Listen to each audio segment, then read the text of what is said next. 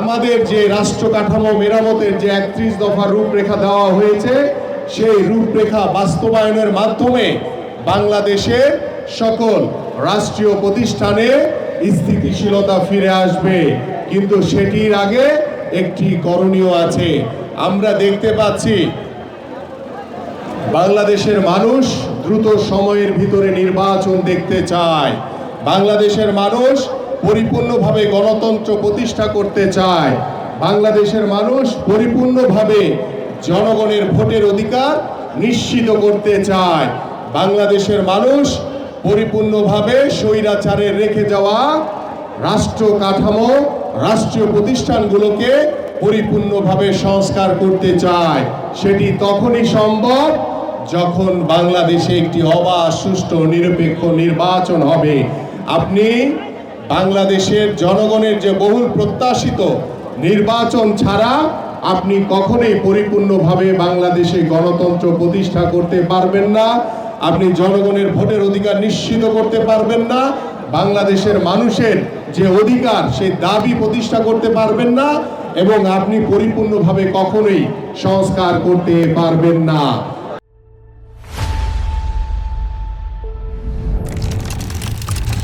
But আমাদের এই অন্তর্বর্তীকালীন সরকারের একটি মহল, একটি গোষ্ঠী নির্বাচনকে পেছানোর জন্য তারা বিভিন্ন সময় বিভিন্ন ইস্যু তৈরি করার চেষ্টা করছে, এবং সেই ইস্যুতে ওই আওয়ামী লীগের ষড়যন্ত্রকারীরা জড়িত রয়েছে, এবং সেটার সকল প্রকার প্রমাণ সহ আমাদের কাছে রয়েছে। আমরা দেখতে পাচ্ছি যে রাষ্ট্রীয় প্রতিষ্ঠানগুলোতে এখনো স্বৈরাচারের ষড়যন্ত্রকারীরা বসে আছে, গণমাধ্যমে স্বৈরাচারের ষড়যন্ত্রকারী এবং দোসররা বসে আছে।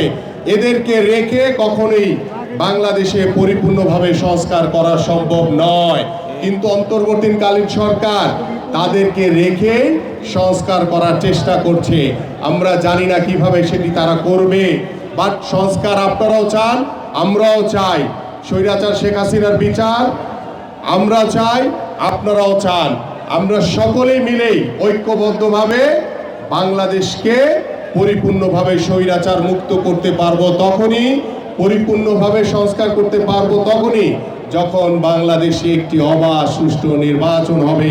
আমরা অন্তর্বর্তীকালীন সরকারের কাছে আহ্বান করছি, বিলম্ব না করে দ্রুত সময়ের ভিতরে নির্বাচন দেন। নির্বাচন দিয়ে জনগণের সরকার প্রতিষ্ঠা হোক, এবং সেই জনগণের সরকারই একমাত্র সকল রাষ্ট্রীয় প্রতিষ্ঠানগুলোকে পরিপূর্ণভাবে সংস্কার করতে পারবে, পরিপূর্ণভাবে বাংলাদেশে গণতন্ত্র প্রতিষ্ঠিত হবে, এবং বাংলাদেশের মানুষের যে অধিকার, যে দাবি, সেটা পূরণ করতে সক্ষম হবে। আমি